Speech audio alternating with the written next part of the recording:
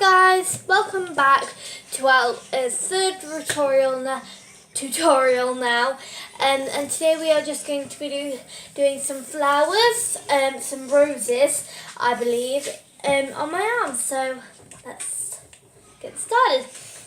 Okay, whoa. This is going to be a weird angle to shoot from, so we're just going to have to show you as best as we can. So my arm is just going to be like here. If you can get there.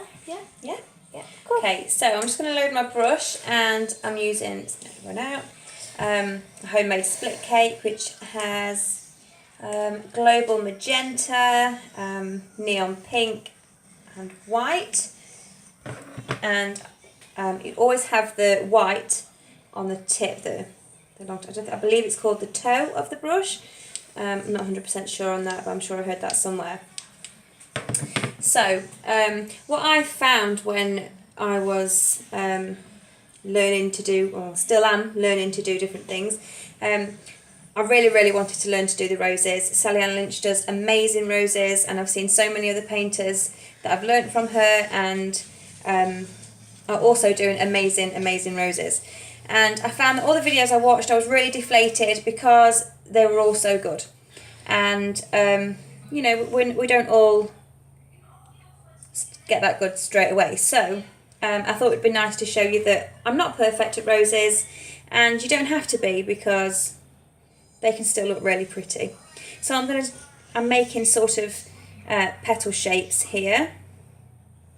I'm going to do 5 of them, and a good trick I heard on a video the other day, I'm sorry I can't remember who it was to do your petals as if you're working around a circle.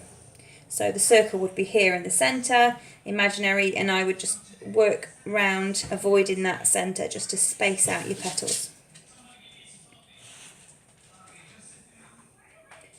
Just like that. See how it's nice and bright?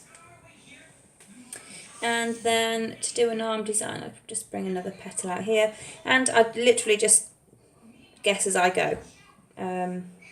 There's no sort of right or wrong way, there's no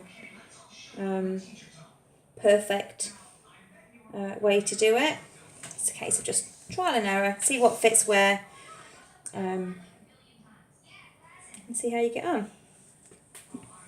I do find that I have to rinse off my brush quite a lot and reload again, because if the dark colour blends into the white, you're not going to get such a good effect from the white creating the edge of your roses. So I'm just loading again, making sure I get the white on the tip. And where I was going massively wrong before, I'll show you up here, I was doing my petal, and then I was swooping underneath, and that was creating, you can see that was creating a massive bud, and that just really wasn't looking right there when I went to put in the extra petals. And I learnt from Sally-Anne Lynch's video to keep the bottom of your brush in place and just swoop round. And I found after I'd practiced it a little bit, that just gave me much nicer buds. And swoop. I'll just reload again. And these are getting really popular, these arm designs, these excuse me, like tattoos. The young guys love them, so and it's great practice. They're a nice easy surface to work on. So now I'm going to go in between these petals here and create that petal shape again. And from that I'm going to create the bud, and then we're going to sweep around. And sometimes this works really well, sometimes it doesn't, sometimes they look really pants.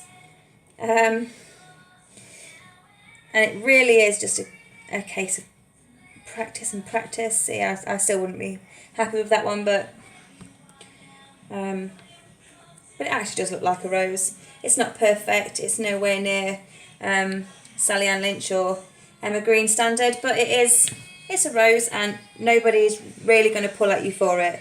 Everybody's going to be amazed by the colours and the effect. We really are our own worst critic, and we pick faults in our own work when really we shouldn't do so much. And then After this hair is done, I'm going to tie it. okay. And then for the arm design, I just sort of drag a bit of colour down really, just to bring it all together, and pull it up. There's no sort of perfect way of doing it. Very often mess up on it, but nobody really notices, and it will still look really effective. So then I'm going to take a green split cake, and I'm going to load that with, I would normally use a 1/4 inch angle brush, but I haven't got it to hand, so we'll go ahead and I'll show you that sometimes you just can improvise and it still looks pretty cool. And leaves are my nemesis. I absolutely hate doing them, and that's why I think sometimes it's nice to watch videos of other painters, that aren't amazing, but are still learning. Let's see. I'll just flick it out.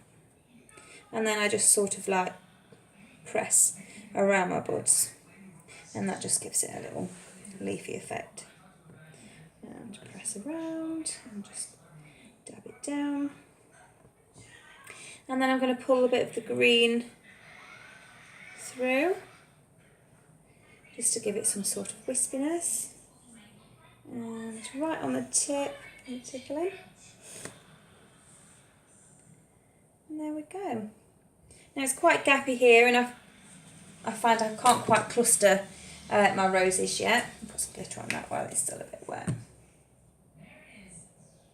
So what I've been doing while I'm still learning is putting some daisies, or like petal flowers, in between. So I'm going to load my DFX White on my Paint Pal Pretty Petal brush from Silly Farm. So far this is the best petal brush I have found. I'm sure other painters will use different ones. It very much depends on your style and what works for you. So I'm going to double dip that using the double dip effect. My pink's still a little bit wet, so we'll go into that. That storage soon went down, didn't it? Yeah.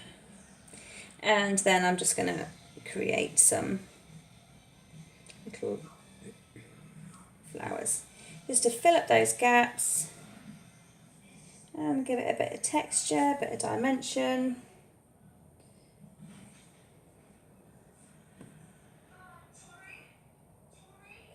Mum, so you can see. And that just brightens it up a little bit. You can add some trailing ones if you like. Paint's a bit thin now. Just add some petals on. One thing I can say that looks really pretty. Yes, I don't know if you can see that. It's not a perfect rose by far. But it's really pretty. But it does look pretty, yeah. It is effective. And So, unless you're a professional face painter, you're probably not going to pick out that it's not a perfect rose. is that it? Or oh no, So we're just going to put some little dots and starburst on it just to brighten it up, because that literally just adds a little bit of a wow factor to every design. I'm going to dot our little flowers in the middle. And just fill the gaps with some dots. And some starburst. I think the number 4 is a little bit thick for starburst, but if you're on the job and you just want something really quick, you're not going to want to be swapping and changing brushes and things. And there you go. Super quick arm design. Everybody loves it. in less than 10 minutes. Right, well, thank you for watching. See you guys in the next tutorial, and bye bye.